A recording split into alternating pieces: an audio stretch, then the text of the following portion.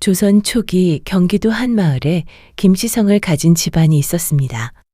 그 집 주인 김동수는 젊은 시절 보부상으로 전국 팔도를 누비며 장사를 했습니다. 그렇게 악착같이 돈을 벌어 어느 정도 재산을 모았지만 병을 얻어 일찍 세상을 떠나고 말았습니다. 동수가 죽고 난 뒤 집안에는 아내 박씨와 아들 김원필만 남았습니다. 박씨는 눈물을 훔치며 아들을 키웠고 원필이가 장성하자 혼인을 서둘렀습니다. 마침 이웃마을에 집안 형편은 어려웠지만 참하고 고운 현숙이라는 처녀가 있다는 소문을 들었습니다.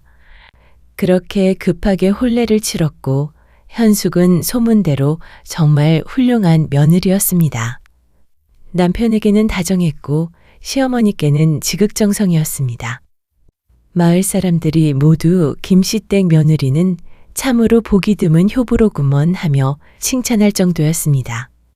원필과 현숙은 금슬이 좋았습니다. 얼마 지나지 않아 현숙의 배가 불러오기 시작했습니다. 온 집안이 들썩였고 시어머니 박씨는 날마다 사당에 들어가 먼저 손자를 점지해달라고 빌었습니다. 10달이 차갈 무렵이었습니다. 어느 날 아침 현숙이 빨래를 하다가 갑자기 배를 움켜쥐며 쓰러졌습니다. 이마에서는 땀이 굵은 빗방울처럼 흘러내렸습니다. 박씨는 바로 알아차리고 급히 산파를 불렀습니다. 1시경쯤 지나자 갓난아이의 울음소리가 집안에 울려 퍼졌습니다. 산파가 아이를 받아들고는 깜짝 놀라 입을 다물지 못했습니다. 갓난아이의 얼굴 왼쪽에 붉은 자국이 선명하게 새겨져 있었던 것입니다. 박씨와 원필은 손자를 기대했는데 손녀가 태어났다는 말에 실망했습니다. 게다가 아이의 얼굴을 보고는 더욱 큰 충격을 받았습니다. 박씨가 인상을 찌푸리며 말했습니다. 이런 흉한 아이를 어찌하란 말이냐. 차라리 버리는 게 낫겠다. 현숙은 이부자리 위에서 간신히 몸을 일으켜 아이를 안았습니다. 눈물을 흘리며 애원했습니다. 시어머님, 제발 아이를 살려주십시오. 비록 얼굴에 흉한 반점이 있어도 제 몸에서 나온 소중한 아이입니다. 박씨는 차갑게 말했습니다. 키우고 싶으면 네가 알아서 키워라. 나는 모르겠다. 그러고는 방문을 탕 하고 닫고 나가버렸습니다. 이렇게 해서 아이는 겨우 목숨을 부지했습니다. 현숙은 딸에게 혜인이라는 이름을 지어주었습니다. 하지만 시어머니와 남편은 현숙의 산후조리를 거들지 않았습니다. 현숙은 해산한 지 하루도 안 되어 몸을 일으켜 집안일을 해야 했습니다. 산후조리를 제대로 못한 탓에 병을 얻었습니다. 비가 오거나 바람이 불면 허리와 다리가 쑤시고 아팠습니다. 하지만 현숙은 약한 소리 한마디 하지 않았습니다. 여자는 약하지만 어머니는 강하다고 했던가. 그녀는 시어머니와 남편의 냉대 속에서도 딸 혜인을 애지중지 키워냈습니다. 세월은 흘러 혜인이 6살이 되었습니다. 박씨는 여전히 손자를 기다렸지만 시어머니와 남편의 냉대와 아이에 대한 걱정 때문인지 현숙은 다시 임신하지 못했습니다. 게다가 남편 원필은 점점 집에 들어오지 않았습니다. 박씨는 현숙을 더욱 구박했고 날마다 욕설이 빗발쳤습니다. 원필도 착한 사람은 아니었습니다. 얼마 지나지 않아 마을의 젊은 과부와 정을 통했습니다. 마을 사람들은 그녀를 유과부라고 불렀습니다. 원필은 밤낮으로 유과부의 집에 드나들었습니다. 어느 날 유과부가 배를 만지며 김씨댁에 찾아왔습니다.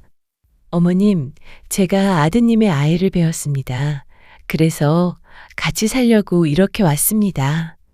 박씨는 화를 내기는커녕 오히려 기뻐했습니다.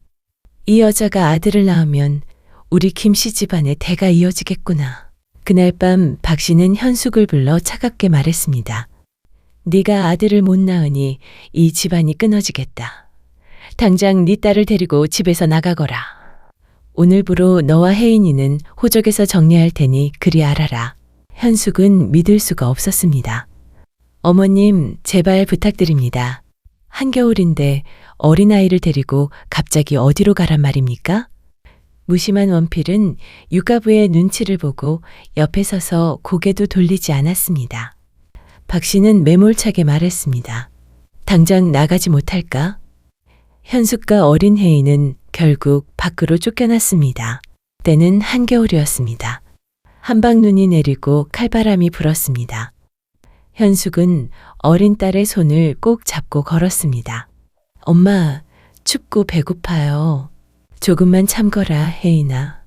현숙의 친정은 이미 오래전에 뿔뿔이 흩어졌습니다. 갈 곳이 없었습니다.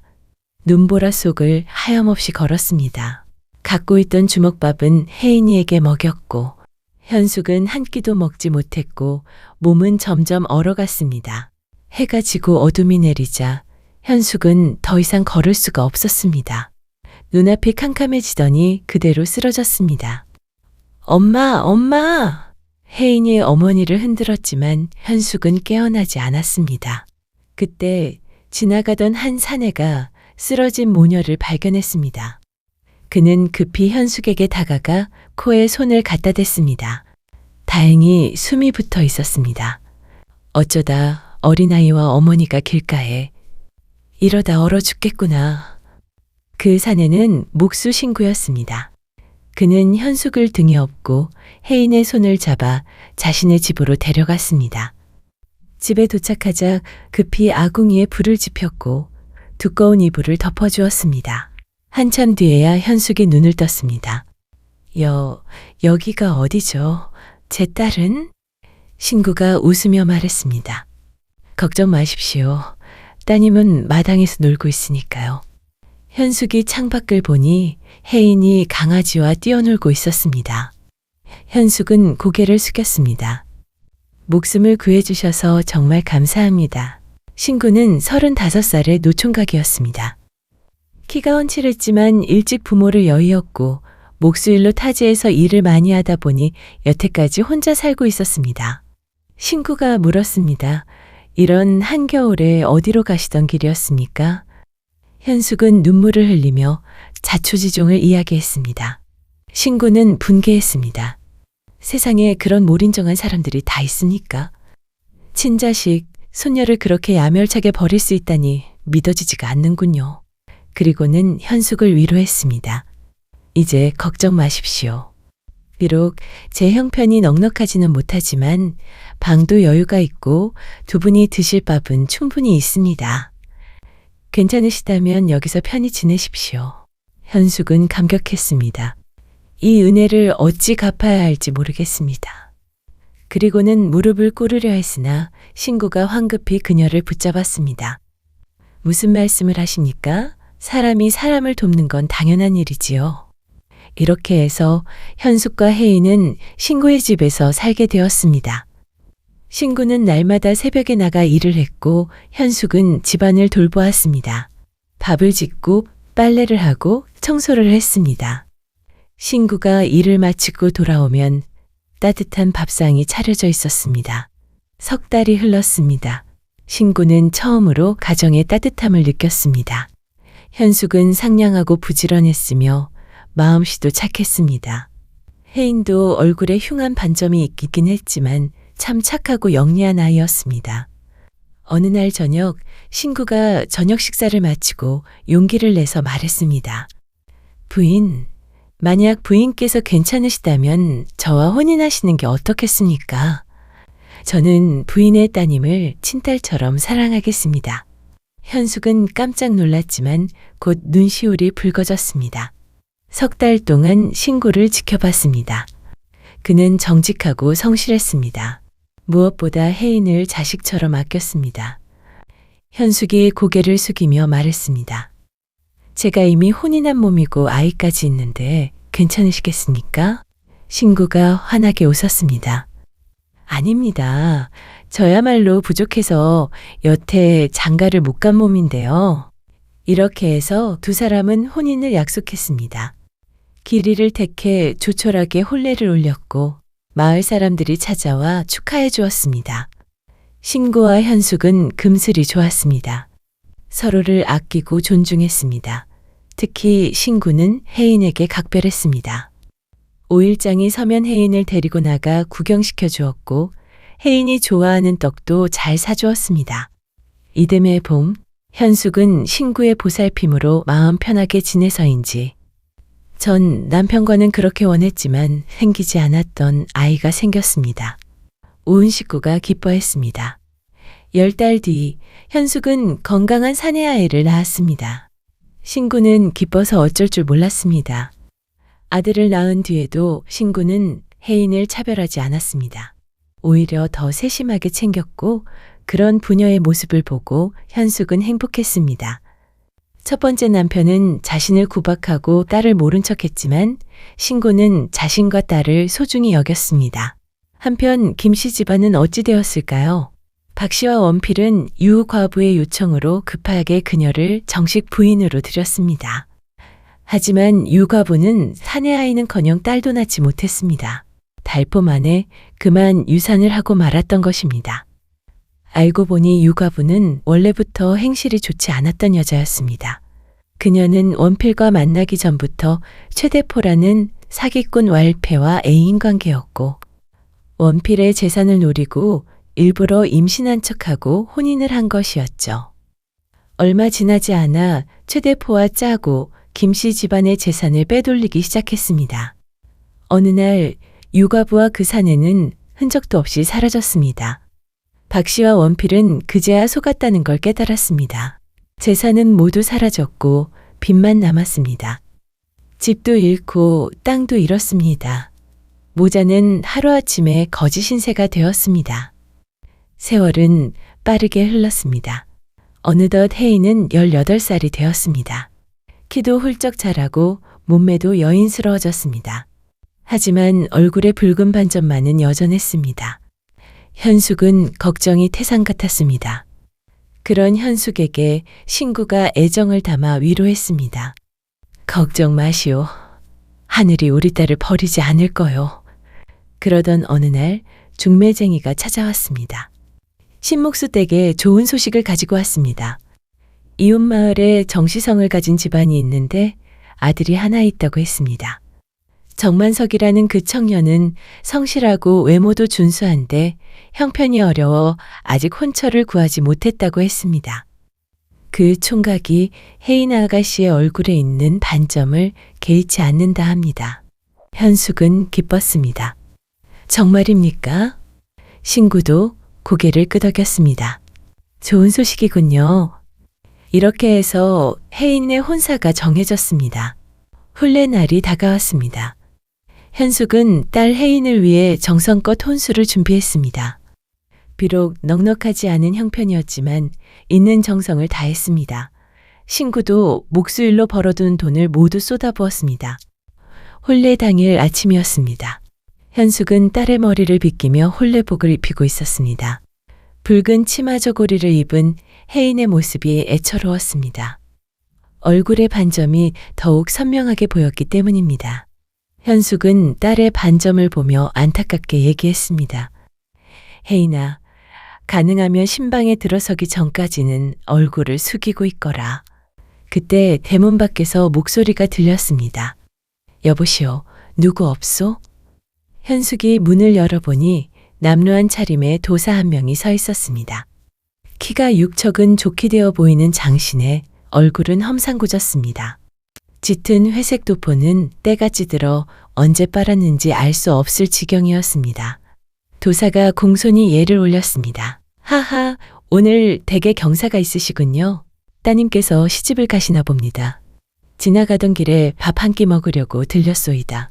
현숙은 급히 도사를 안으로 모셨습니다. 어서 들어오십시오. 그리고는 정성껏 차린 음식상을 내왔습니다. 도사는 사양하지 않고 개걸스럽게 먹어치웠습니다. 순식간에 밥 몇 그릇을 비웠습니다. 도사가 입을 닦으며 말했습니다. 잘 먹었소이다. 그런데 제가 앞으로 먼 길을 가야 하는데 길에서 먹을 것 좀 싸주실 수 있겠습니까? 신구의 아들이 옆에서 일을 보고 있다가 화를 냈습니다. 어르신, 너무 하시는 것 아닙니까? 밥을 얻어먹었으면 그만이지.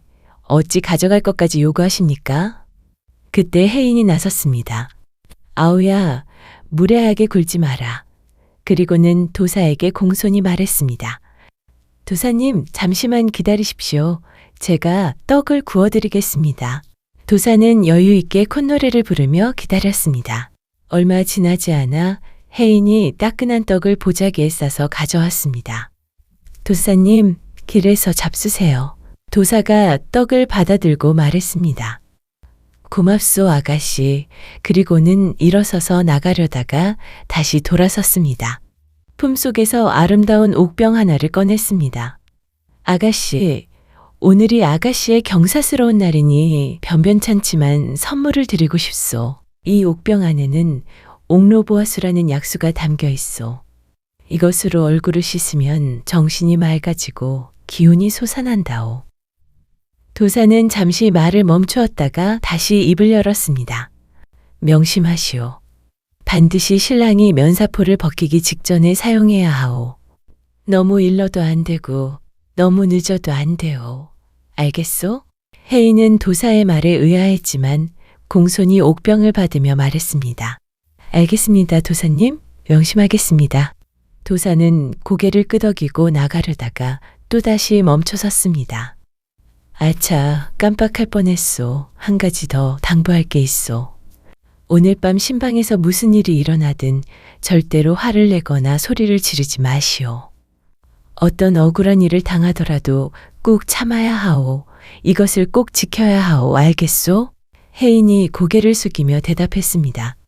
알겠습니다, 도사님. 마음에 새기겠습니다. 도사는 흡족한 표정으로 떠나갔습니다. 얼마 지나지 않아 혜인은 신랑 집에 도착하여 혼례를 치렀습니다. 정만석의 아버지인 정노인은 기뻐서 어쩔 줄 몰랐습니다. 늙은 나이에 아들을 얻어 고생해서 키웠는데 드디어 며느리를 맞이하게 된 것입니다. 정노인은 원래 마을에서 음식을 잘하기로 유명하였습니다. 누구네 잔치가 있으면 불려가서 음식을 만들어주곤 했습니다. 아들의 혼례를 위해 정성껏 음식을 장만했습니다. 마을 사람들이 모두 모여 축하해 주었습니다. 바로 그때 누더기를 걸친 거구의 거지 한 명이 부엌 안으로 들어왔습니다. 하하, 경사났네. 경사났어. 나도 잔치 음식 좀 얻어먹으러 왔소. 정노인은 마음씨가 착한 사람이었습니다. 어서 오시오. 마침 음식을 많이 준비했으니 드시고 가시오. 그런데 거지가 뜻밖의 말을 했습니다. 나는 따로 먹지 않겠소. 저 사람들과 함께 상에 앉아서 먹겠소. 마을 사람들이 인상을 찌푸렸습니다. 거지 주제에 감히 한 상에 앉겠다니. 하지만 정노인은 웃으며 말했습니다. 그러시지요. 오늘 같은 날 누구든 환영이요. 거지는 떳떳하게 상에 앉아 음식을 먹었습니다. 같은 상의 사람들은 불쾌했지만 주인이 허락했으니 내색하지 않았습니다. 잔치가 끝나고 사람들이 하나 둘 돌아갔습니다. 그런데 거지는 집 한쪽에 기대어 졸고 있었습니다. 해가 저물어도 일어날 생각을 하지 않았습니다. 저녁이 되자 거지가 불쑥 말했습니다. 주인장, 오늘 밤 여기서 자고 가겠소. 정노인은 난처한 표정을 지었습니다. 이보시오. 우리 집에는 방이 하나뿐이요. 그것도 신랑 신부가 쓸 신방이요. 괜찮으시다면 제가 자는 헛간에서 함께 주무시지요. 거지가 벌떡 일어나며 소리쳤습니다. 헛간이라니. 사람이 어찌 헛간에서 자오. 안 되겠소. 나는 오늘 밤 신방에서 자겠소. 정노인은 난감했습니다. 하지만 오늘은 아들의 경사스러운 날이었습니다. 시비를 벌여 불길한 일이 생기는 것보다는 참는 게 나았습니다. 그러시지요.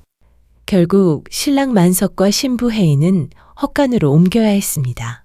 헛간에는 새 이부자리가 깔려 있었습니다.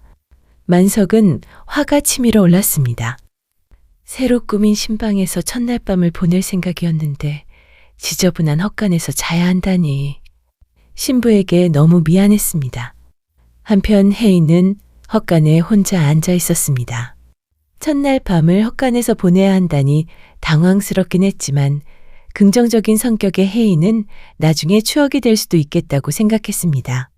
잠시 후 도사가 준 옥병을 조심스럽게 꺼냈습니다. 안에 담긴 약수를 손에 따라 얼굴을 씻었습니다. 신기하게도 얼굴이 시원하고 개운해졌습니다. 그리고는 하얀 면사포로 얼굴을 가리고 조용히 신랑을 기다렸습니다. 만석이 헛간 안으로 들어왔습니다. 속으로는 화가 났지만 신부를 보고 싶은 마음이 더 컸습니다. 사람들이 신부 얼굴에 흉한 반점이 있다고 했지만 정확히 어떻게 생겼는지는 본 적이 없었습니다. 만석은 떨리는 손으로 신부의 면사포를 벗겼습니다. 그 순간 그는 말문이 막혔습니다. 눈앞에 있는 여인은 절세미인이었습니다. 피부는 옥처럼 희고 눈은 별처럼 빛났습니다. 얼굴에는 어떤 흠도 없었습니다. 반점은 온데간데 없이 사라져 있었습니다. 혜인이 불안한 표정으로 조심스럽게 물었습니다. 내 얼굴의 반점이 그렇게 보기 흉하십니까? 만석이 황급히 손을 저었습니다. 아니요. 당신은 세상에서 가장 아름다운 여인이요. 중매쟁이가 당신 얼굴에 큰 반점이 있다고 했는데 그건 거짓말이었소. 혜인은 어리둥절했습니다. 서방님께서 저를 놀리시는군요. 제 얼굴을 제가 모르겠습니까? 만석이 급하게 말했습니다. 거짓이 아니오. 저기 거울을 보시오. 혜인이 거울 앞으로 갔습니다. 거울을 들여다보는 순간 그녀는 깜짝 놀랐습니다. 거울 속의 여인은 정말로 아름다웠습니다. 평생을 괴롭혔던 붉은 반점이 흔적도 없이 사라져 있었습니다. 혜인은 믿기지 않아 여러 번 거울을 들여다보았습니다. 하지만 아무리 봐도 반점이 없었습니다. 그제야 도사가 준 약수의 신비한 힘을 깨달았습니다. 눈물이 주르르 흘러내렸습니다. 오랜 세월 자신을 괴롭혔던 저주가 풀린 것입니다. 하지만 기쁨도 잠시 혜인은 도사의 당부가 떠올랐습니다. 오늘 밤 무슨 일이 있어도 참아야 한다. 도대체 무슨 일이 일어날까요? 만석이 화난 목소리로 말했습니다. 정말 어이가 없소. 우리의 신방을 더러운 거지가 차지하다니. 당장 가서 쫓아내고 우리가 들어갑시다. 혜인이 황급히 만석을 말렸습니다. 서방님, 오늘은 우리의 경사스러운 날입니다. 덕을 쌓는다 생각하고 참으시지요. 하룻밤만 여기서 지내면 됩니다. 만석은 아내의 말에 마지못해 고개를 끄덕였습니다. 그렇게 두 사람은 헛간의 낡은 이부자리에서 첫날 밤을 보냈습니다. 다음 날 아침 정노인이 아침상을 차렸습니다. 그런데 거지가 나올 생각을 하지 않았습니다. 만석아, 가서 도사님을 모셔오너라. 만석이 신방문을 열었습니다. 그런데 방 안에는 거지 도사가 없었습니다. 대신 깨끗하게 정돈된 이부자리 위에 나무 상자 하나가 놓여 있었습니다. 정노인이 상자를 열어보았습니다.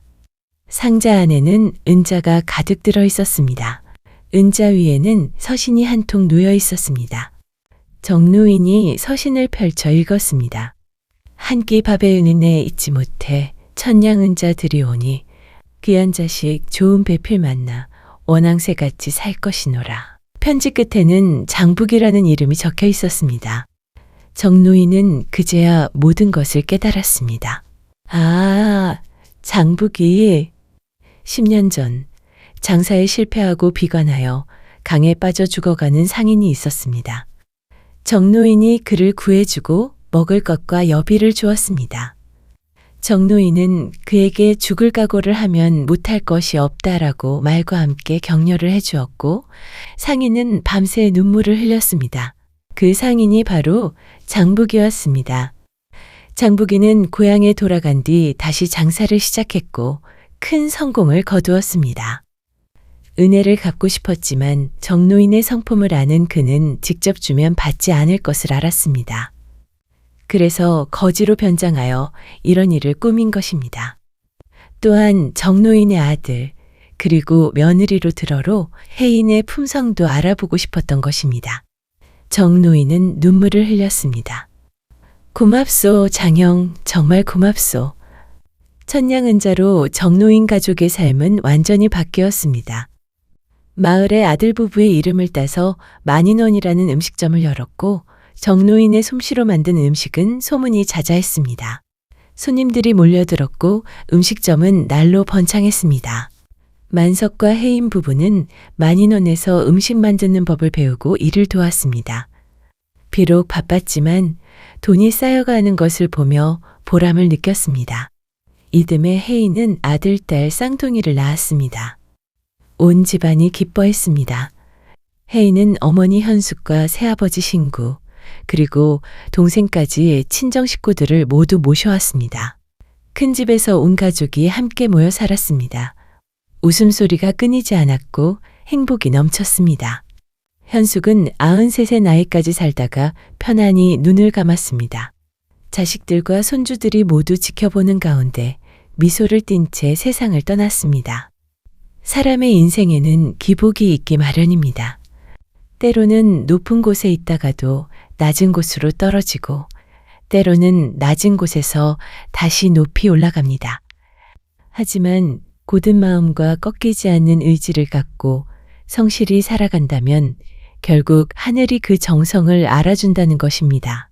신구는 아무 대가 없이 현숙 모녀를 구했고, 정노인은 죽어가는 상인을 살렸습니다.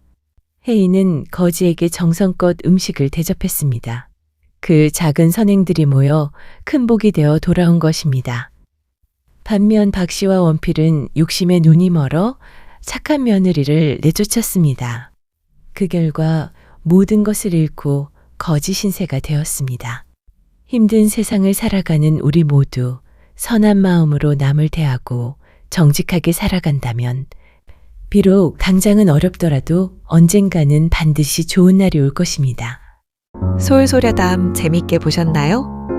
영상을 빠르게 만나보시려면 솔소려담 보름달을 클릭하여 구독을 눌러주세요. 새로운 영상이 올라오면 알람을 보내드립니다. 다음 동영상과 추천 영상도 준비했으니 많은 시청 바랍니다. 항상 건강하시고 행복하고 좋은 일만 있으시길 바랍니다.